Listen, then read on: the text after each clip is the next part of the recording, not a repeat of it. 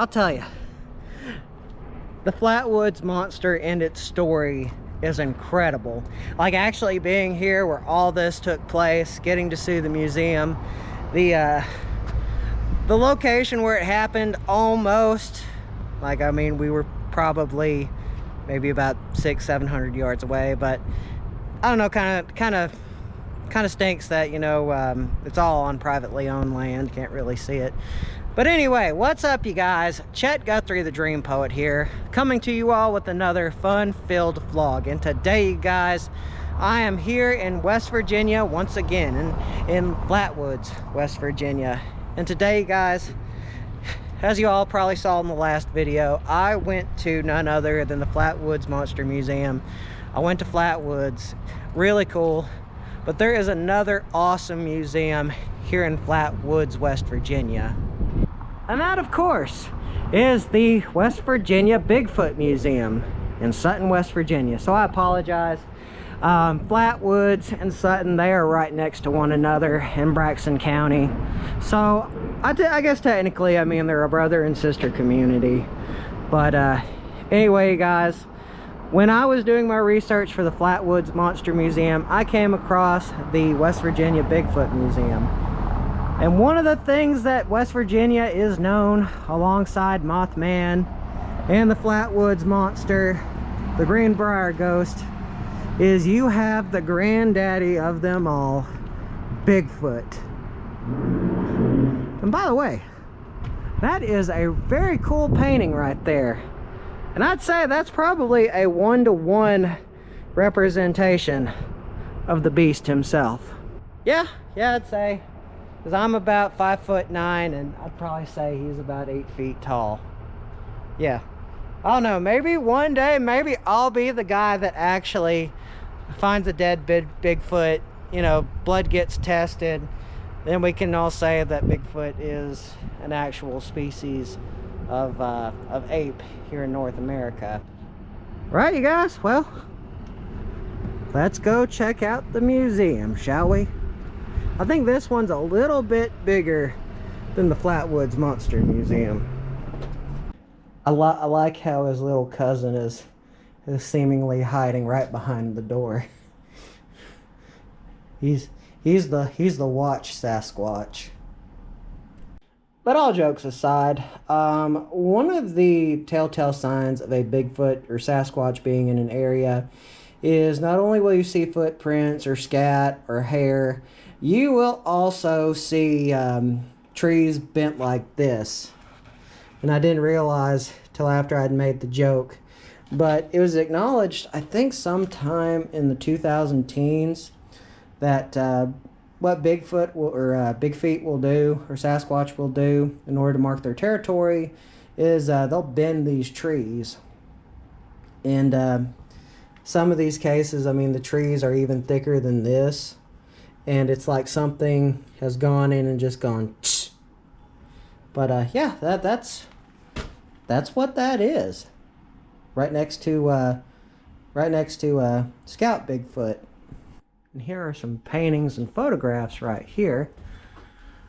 For more than a year, biologists Edward Ted Cronin and Jeffrey McNally studied the plants and animals living in the Aran Valley. In 1972, a startling discovery was made: long trackway of unusual 9-inch bipedal footprints left by ape-like Bigfoot by their camp. And that was all the way up in a snow encamped area. And by the way, there's a picture of them right there. And here is a cast of what was found by Josh Gates in 2007 on Destination Truth. I know they caused quite an upset or quite a stir when they found this footprint in Nepal. They were literally out in the middle of nowhere. And then you also have the Yeti and celebrities. Sir Edmund Hillary and Sherpa Tenzing Norgay are credited as the first man to reach the summit of Mount Everest in 1953. And during their ascent, they discovered large footprints. Intrigued by Yeti accounts, Hillary returned to the region in 1960 to secure evidence about the mysterious creature. A reputed Yeti sculpt was borrowed from a monastery and taken to London, where hair samples were analyzed, determined to be related to a Sero. Zero. Hillary later considered Yeti reports to be unreliable. Actor Jimmy Stewart was reported to have smuggled a Yeti paw in the Pangbok can out of India in 1959 at the behest of operatives from businessman Tony Slick. In 1960, analysis found that the hand related to be a Neanderthal, although a 2011 test of a finger found human DNA. And I remember that. There's actually a few of these at the museum in Cherry Log, Georgia, or recreations of those. And there is another cast of Bigfoot. And right next to the photos of the celebrities and whatnot, we have some more accounts of Bigfoot, as well as other footprints. I think this was found, yeah, I was right. This was Skunk Ape, Ocala National Forest. Skunk Ape is very similar to Bigfoot, except the story of Bigfoot, or Skunk Ape, is that Skunk Ape, he comes with a very musty smell, which I'm kind of thinking a skunk ape is really just a sweaty Bigfoot, if you think about it. Look at those handprints. Looks like one was busted. But those things happen. But I really like this mold right here. That's really cool. This is a hand-created Bigfoot and deer at cave entrance. It's like entrance was spelled wrong. But anyway, I do things wrong, so it's okay. But yeah, that's a pretty cool piece of art right there. Oh, and I like this. I think this is Mountain Monsters. That is a very interesting show, if I do say so myself. Let me see. North Adams Daily Transcript, Friday afternoon, August 23rd, 1859. Built like a horse. And this is a cast. Now, it's probably a recast. I mean, it's probably not original. But I like the fact that I can still touch a recast. That's the first time I've ever done that. Not gonna lie. And they have one of these on the table here. An imprint of knuckles was found associated with the 14-inch footprints in the Blue Mountains of southeast Washington. It is similar to the posture of an ape's knuckle walking hand, but lacks thick pads on the backs of its fingers. The angle of the thumb indicates a non-opposable thumb. The thickness of the thumb pad is exaggerated, noticed gouge trail left by a sliding thumbnail. And this is what I'm talking about. That is a replica cast. That gives you an idea. That's things very similar to what is being cited. So it makes you wonder, you know, what is going on. Right beneath here, they also have some more recasts. Like that one right there. They have another replica like that in Cherry Log, Georgia. But I like this one. That one's pretty darn cool. This is probably the most well-documented piece of footage of Bigfoot, and that was the Gimlin film. But in the fall of 1967, the discovery of fresh footprints of Northern California attracted Robert Patterson and Bob Gimlin to Bluff Creek area. And I don't think a lot of people realize this, but when they were in that area, they also found footprints. So it kind of makes you wonder if they caught something that wasn't a hoax. In fact, this might be the holy grail of what people try to find that is Bigfoot related. 1958, Caterpillar operator Jerry Crew made a plaster cast of an enormous footprint of a mysterious creature that seemed interesting in its earth-moving operations along Bluff Creek, California. And I think that was one of the very first sightings, or one of the very first reports of Bigfoot. Of course, we got a foot right here, and we got a handprint right there. Just to give you an idea of how big a Bigfoot's hand is, or a Big Feet's hand is, or a Sasquatch. I mean, that is a really big hand. Under here they have more replicas, which I think is really, really awesome. But check this out. That is a really cool wood statue of Bigfoot. but that probably took several man hours to complete. Like I admire guys that can do stuff like this, because I mean it takes a lot of patience and a lot of chainsaw work to make something like that. There is a that's not a burl, but anyway, that's another piece of wood. So it looks like it has a tag on it, so maybe it'll say what it is. JSG. Oh, it's a Bigfoot's club. You could really hurt somebody with that. That is $65. Like a lady with, or an angry lady with a husband that has done something very wrong. He should be very afraid of one of those. And let's see what's around here. Oh my God. Oh my God. Now that is a really awesome recreation of Bigfoot. Like, that almost feels like a taxidermy, if it was one. And he's got some really creepy looking eyes. So I would not want to be anywhere out in the woods with a Bigfoot like that. That's scary. But still, that is an incredible piece of artwork down to the teeth. And this kind of gives you an idea of what perhaps the skull looks like of Bigfoot. First, we have a Borean orangutan. This is not a real skull, it is a recreation. Just because if you try to own one of those skulls, it will end badly. Why I say that, it's not me, it's the government. But then you've also got the mountain gorilla. I mean, the mountain gorilla is about 5.5 feet tall. But this is what they think that Bigfoot is. They believe it to be a Gigantopithecus, or a reconstruction of Gigantopithecus. And I think this particular primate, it went extinct probably about 10,000-15,000 years ago. But it had a really big head. And that's kind of what they think Bigfoot is. Which, I mean, I can kind of see it. Or maybe if you believe, if you go with evolution, maybe it's just an evolution of Gigantopithecus. And well, it would not be a Bigfoot museum if they did not have more prints. Let me see, these are from the West Virginia area. Daniels Run, Wheeler, West Virginia. Female Bigfoot, blonde hair. The Smith Farm. She was seen, viewed at close range. She had kids. And they were viewed as, So you have Bigfoot hair right here, and you also have a Bigfoot print from Wheeler, West Virginia. And they even have another hair sample of what they believe to be Bigfoot.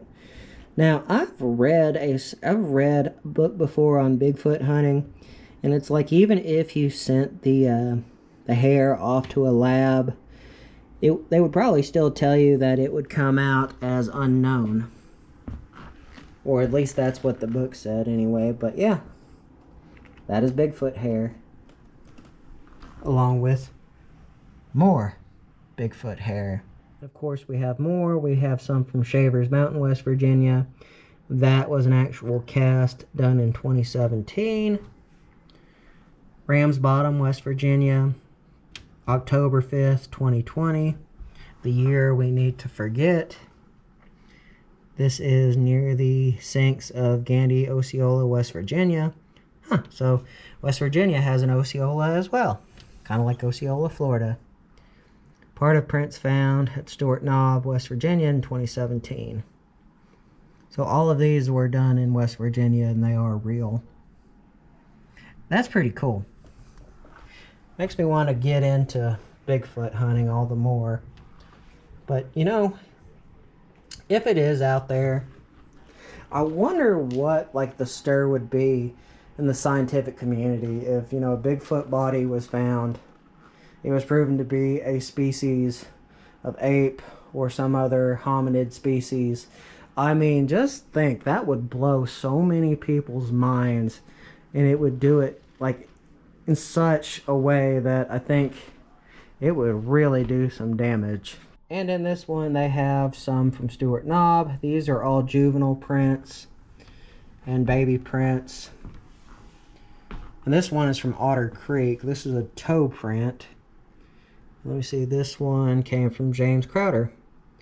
And this was from Slaughter Creek, West Virginia, June 21st, 2022.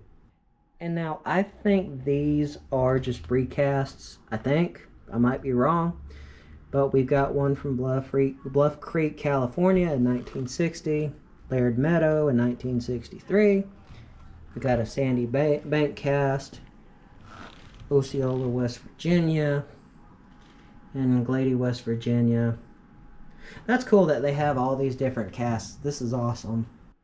So I'm guessing that this is outside Bigfoot's very large cousin, who is here to protect the place, just in case this spy cousin does not protect the area. Or maybe I'm just really overthinking things. By the way, they have another carving of the Sasquatch. And I will say, I mean, I'll say it once and I'll say it again.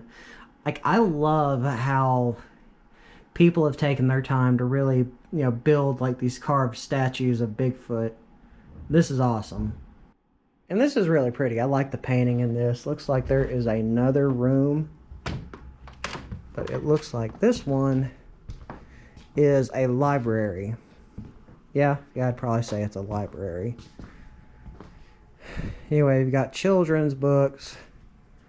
Then you've also got what I'm guessing or assuming to be books on Sasquatch.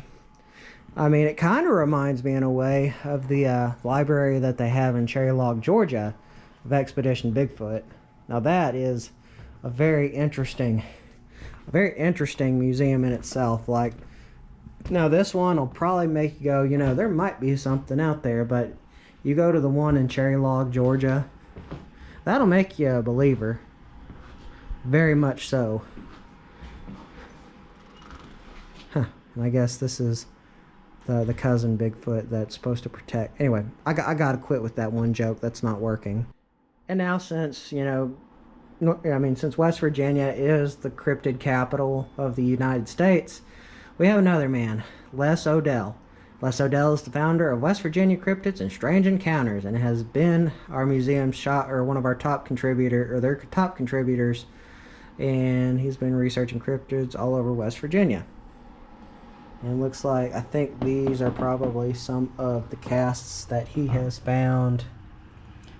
That was in Tucker County, Fayette County, another one.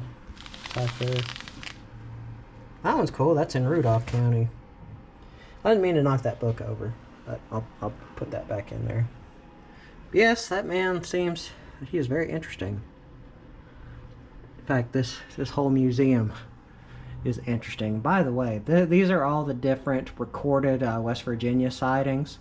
And it looks like it is mostly concentrated to the southern end, or the southern end of the state, or dead center. I'd say dead center.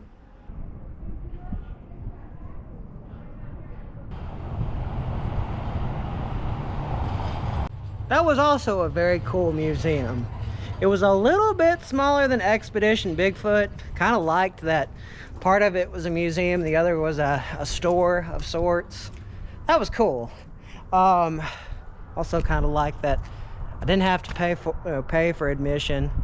But yeah, I mean, that was really cool. Now they do ask for donations, but anyway, I've got to get back into West Jefferson. But anyway, don't forget to subscribe and hit the bell icon, you guys. Always means a lot. Goes to show that y'all care. Now y'all want to see more awesome videos. Now y'all probably thought I was going to say an intro. But anyway, love y'all very much, guys. Peace.